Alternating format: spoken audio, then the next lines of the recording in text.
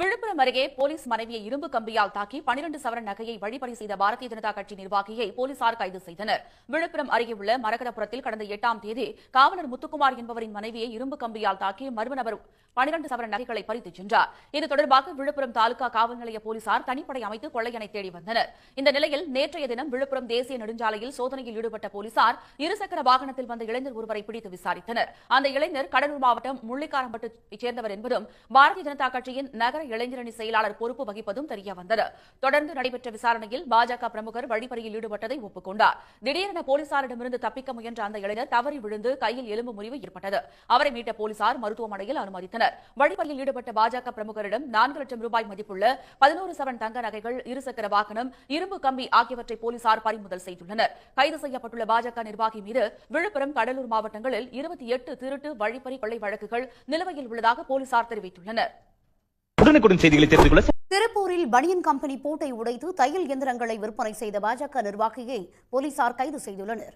பள்ளி மாணவியை காதலிப்பதாக கூறி ஏமாற்றிய முன்னாள் பாஜக இளைஞரணி செயலாளர் கைது செய்யப்பட்டுள்ள சம்பவம் பரபரப்பை ஏற்படுத்தியுள்ளது. திருச்சி மாநகரம் மலைக்கோட்டையை சேர்ந்தவர் 27 வயதான வினோத். இவர் பாரதிய ஜனதா கட்சி இளைஞரணி மாவட்ட செயலாளராக முன்பு இருந்துள்ளார். இந்நிலையில் இன்ஸ்டாகிராமில் படு ஆக்டிவாக உள்ள வினோத் 2021ஆம் ஆண்டு முதல் திருச்சியை சேர்ந்த 12ஆம் வகுப்பு மாணவி ஒருவரிடம் பழகி வந்துள்ளார். அவரை காதலிப்பதாகவும் திருமணம் செய்து கொள்வதாகவும் ஆசை வார்த்தை கூறிய வினோத் 1 வருடமாக அந்த மாணவியுடன் பழகி வந்துள்ளார். மாணவியை ஏமாற்றிய வினோத் பாலியல் ரீதியாகவும் அத்துமீறி தவறாக நடந்து கொண்டதாக சொல்லப்படுகிறது.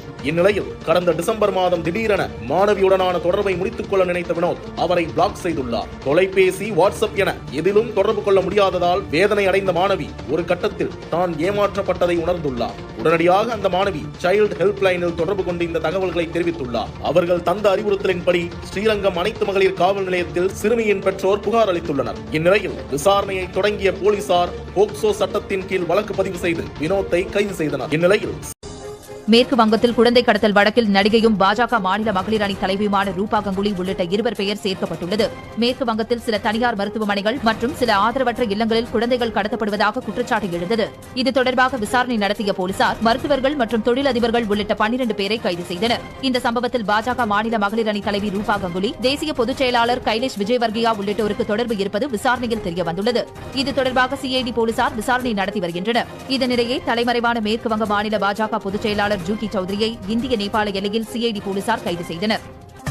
உத்தரப்பிரதேச மாநிலம் மதுராவில் ரயில் நிலையத்தில் கடத்தப்பட்ட 7 மாத குழந்தை அம்மாநில பாஜக நிர்வாகியின் வீட்டில் இருந்து மீட்கப்பட்டுள்ளது. உத்தரப்பிரதேச மாநிலம் மதுரா ரயில் நிலையத்தில் கடந்த வாரம் செவ்வாய்க்கிழமை இரவில் ரயில் நிலையத்தில் 7 மாத குழந்தை ஒன்று தாயுடன் தூங்கிக் கொண்டிருந்தது. அப்போது அங்கு மிடுக்காக உடையணிந்து வந்த நபர் ஒருவர் அக்கம் பக்கத்தில் நோட்டமிட்டபடி அந்த குழந்தையை தூக்கி சென்றார். இது அங்கிருந்த சிசிடிவி கேமராவில் பதிவாகியிருந்தது.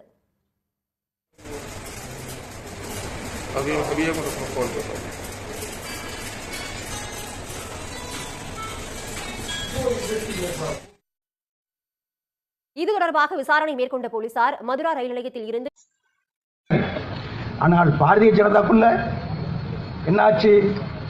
ஊர்ல உள்ள முடிச்சவைக்கு முள்ளமாரி, திருட்டுப்பய, செயின இருக்கிறவ, அடுத்தவன் சொத்த ஆட்டையை போடுறவ, நிலாபகரிக்கிறவ, அத்தனை ரவுடி பயனும் போட்டு கொண்டு இன்றைக்கு பாரதிய ஜனதாவில் முக்கியமான பொறுப்பில் வந்துவிட்டார்கள் என்பதை முத்தப்பா போன்றவர்கள் தெரிந்து கொள்ள வேண்டும்.